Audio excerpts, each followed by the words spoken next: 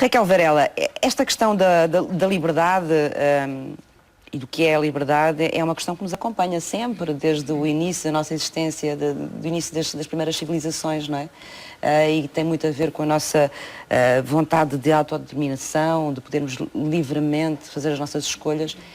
Como é que ela, ao longo da história, da nossa história, como seres humanos, foi evoluindo, em termos de conceito? Boa tarde a todos aqui, lá em casa, e obrigada pelo convite.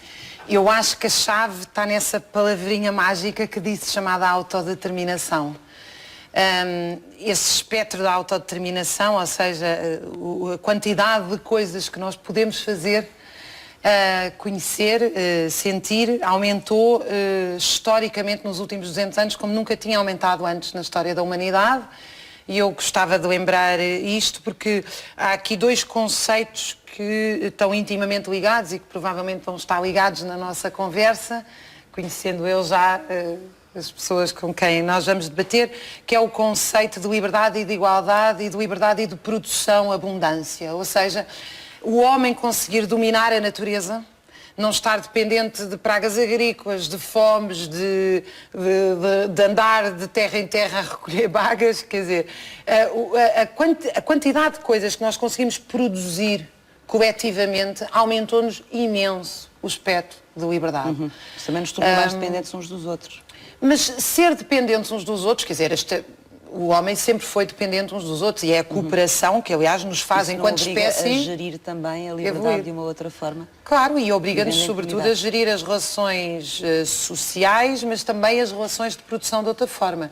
Eu acho que o grande desafio que nós temos hoje em dia é justamente o drama da ausência de liberdade que a maioria das pessoas tem na humanidade por não ter acesso justamente aos meios da abundância. Voltando um bocadinho atrás para percebermos o seu raciocínio, portanto, o nosso grande momento como seres humanos de conquista da liberdade vem com a sedentarização?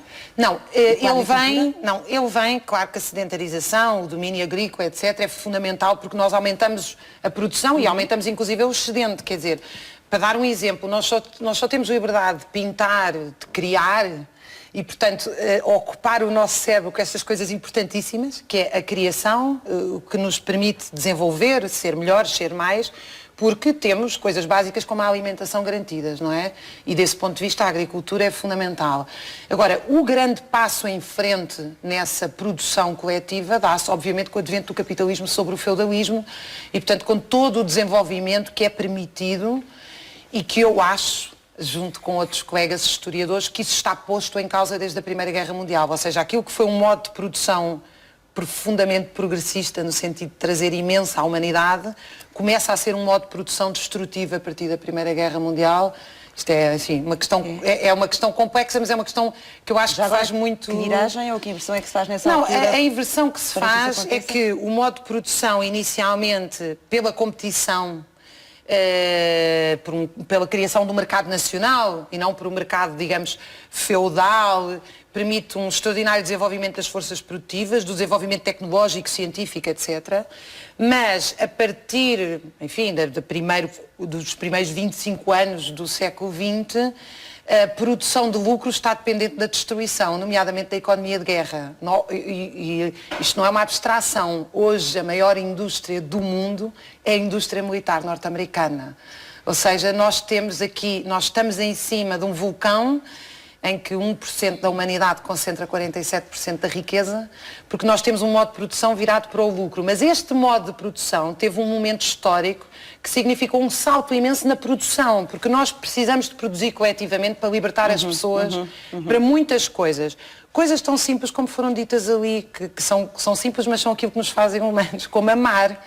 Nós, para termos tempo para amar, e para não sermos simples animais, não é? Os animais todos, quer dizer, nós podíamos ter relações sexuais como animais e procriarmos e nós fizemos do amor outra coisa, não é? Fizemos do amor uma coisa poética, nós inventámos o namoro, mas tudo isso exige tempo. Nós não podemos estar unicamente dedicados a comer, a viver, a manter-nos vivos. Nós temos que produzir excedentes que nos libertem para uma série de coisas, enfim, para outras artísticas, etc. Não é?